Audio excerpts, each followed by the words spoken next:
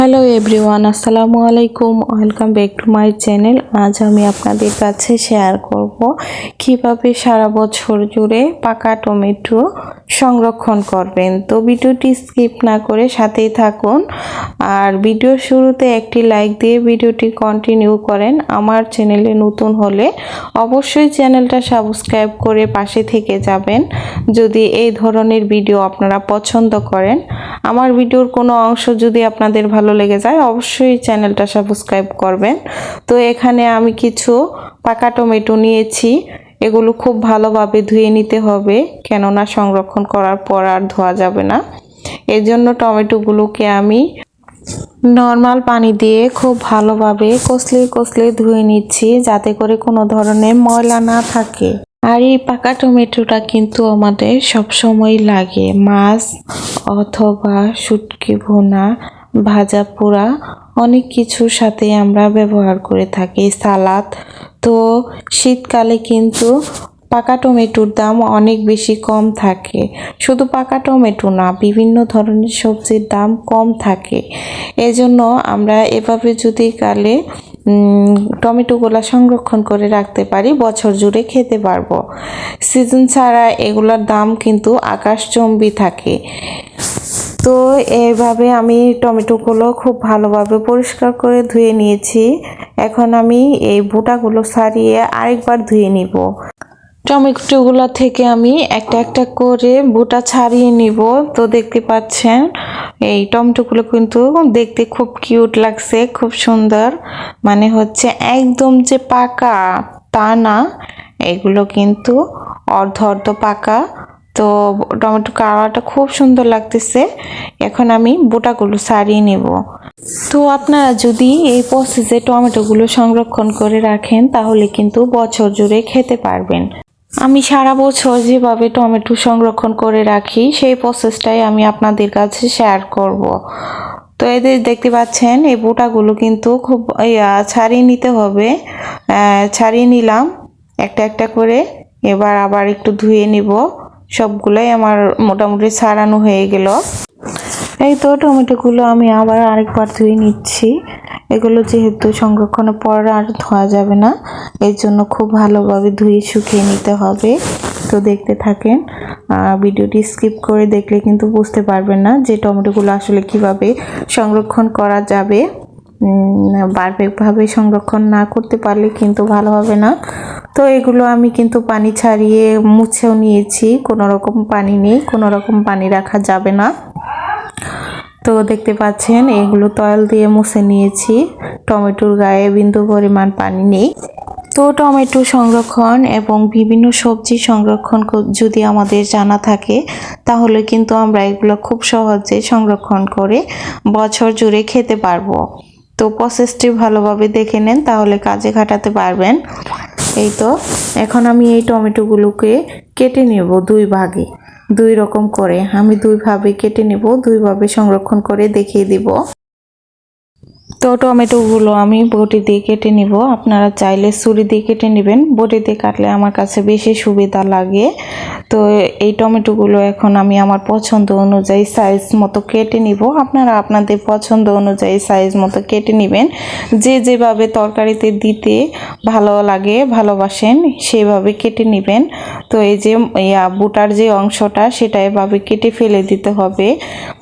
তো বোটার অংশটা কেটে ফেলে দিচ্ছি। এভাবে আমি সবগুলো টমেটো কেটে নিব। তো অনেকভাবে কিন্তু এই টমেটোটা সংরক্ষণ করে রাখা যায়। অনেকেই আছে ব্লেন্ড করে রেখে দেয় অথবা সস বানিয়ে রেখে দেয়। তো আমি আজকে দুই রকমের সংরক্ষণ পদ্ধতি আপনাদের কাছে শেয়ার করব। এই তো আমার টমেটোগুলো আমি কেটে নিচ্ছি, দেখতে পাচ্ছেন কি সুন্দর দেখা যাচ্ছে। পছন্দ মতো সাইজ অনুযায়ী কেটে নিচ্ছি। তো আপনারা কিন্তু আপনাদের সাইজ অনুযায়ী কেটে নেবেন। তো টমেটো কাটতে কিন্তু অনেক ভালোই লাগতেছে কাটতে। ভিডিওর এই পর্যায়ে এসেও যারা এখনো একটি লাইক দেননি সবাই প্লিজ একটা লাইক দিয়ে দিবেন। ভিডিও শেষে ছোট্ট করে একটি কমেন্ট করে দিবেন আমার ভিডিওটি আপনাদের কাছে কেমন লেগেছে অবশ্যই জানাবেন। এই তো টমেটোগুলো আমার কাটা হয়ে গেছে, দেখতে পাচ্ছেন সবগুলোই আমি কেটে নিয়েছি। আর অল্প কিছু বাকি রেখেছি আমি অন্যভাবে সংরক্ষণ করব এই জন্য। তো দেখতে পাচ্ছেন সবগুলোই আমার কাটা শেষ হয়ে গেছে। টমেটো সিজনে টমেটো সংরক্ষণ করতে আমার অনেক বেশি ভালো লাগে, তো ভাবলাম আপনাদের মাঝে এটা শেয়ার করে দেই, তো আপনাদেরও কাজে দিবে। যেটা ব্যবহার করে আমি অনেক বেশি উপকৃত হই, তো আপনারাও বেশি উপকৃত হবেন এভাবে সংরক্ষণ করে রাখতে পারলে। তো এই তো দেখছেন কি সুন্দর কিউট কিউট লাগতেছে কালারটা, টমেটোর কালারটা কিন্তু খুব সুন্দর লাগে। দেন টমেটোটা আমি আরেকভাবে কেটে নিয়েছি ছোট ছোট কুচি করে, এটা আমি আরেকভাবে ব্যবহার করি। তো দুইভাবে, এটা মাছের জন্য আর এটা হচ্ছে ভুনা। যে কোনো ভুনাতে কুচি করে রাখলে সালাদের জন্য কিন্তু ভালো হয়। তো এই জন্য আমি একদম কুচি কুচি করে কেটে নিয়েছি, দেখতেই পাচ্ছেন। তো আমি এটা এভাবে সংরক্ষণ করব। কুচি করা টমেটোগুলো আমি ছোট ছোট বক্সে রেখে দেব, যখন যেতটুকু প্রয়োজন সেতটুকু ব্যবহার করতে পারবো। এজন্য ছোট ছোট দুইটা বক্স নিয়েছি, এই তো বক্সে উঠিয়ে নিচ্ছি। এটা আমি ডিপ ফ্রিজে রেখে দেব, যখন যেতটুকু প্রয়োজন আমার সেতটুকুই কিন্তু ব্যবহার করতে পারবো। বাকি টমেটোগুলো আমি আরেকটা বক্সে উঠিয়ে নিলাম, এতে করে যখন যেটুকু প্রয়োজন বক্সে থেকে বের করে রান্না করে নিতে পারবো। আর হচ্ছে এই টমেটোগুলো আমি ডিপ ফ্রিজে রেখে দিয়েছিলাম 3-4 ঘন্টার জন্য। আর এখন আমি এগুলো একটা একটা করে ছাড়িয়ে নিচ্ছি। দেখা যাবে যে একবারে যদি আমরা বক্সে ভরে রেখে দিতাম তাহলে কিন্তু একটা আরেকটার সাথে লেগে যেত, ছাড়াতে কষ্ট হতো, বেশ কিছুক্ষণ দেখা যেত যে বক্স বের করে রাখা লাগতো। এজন্য কি ট্রে ধরে আমি এটা 3-4 ঘন্টার জন্য ডিপ ফ্রিজে রেখে দিয়েছিলাম। এখন আমি এগুলা একটা একটা করে ছাড়িয়ে নিচ্ছি, অল্প সময়ের জন্য ফ্রিজে ছিল ডিপ ফ্রিজে, এজন্য একটা একটা করে ছাড়ানো যাচ্ছে। এখন আমি এগুলো আবারও বক্সে ভরে রেখে দিব। এতে করে কিন্তু আমাদের যখন যেতটুকু প্রয়োজন সেতটুকু নিয়ে তরকারিতে ইউজ করতে পারবো, যেখানে ইউজ করতে চান আর কি। দেখতেই পাচ্ছেন একটা আরেকটার সাথে একটু একটু লেগে গিয়েছিল, ছাড়িয়ে দিয়েছি। তো এটা যেমন দেখতে পাচ্ছেন এটা কিন্তু সারা বছর এরকমই থাকবে, কিন্তু বেশিক্ষণ বাহিরে রাখা যাবে না, ফ্রিজে রাখতে হবে। বের করার লগে লগে আবার ফ্রিজে ঢুকিয়ে রাখতে হবে।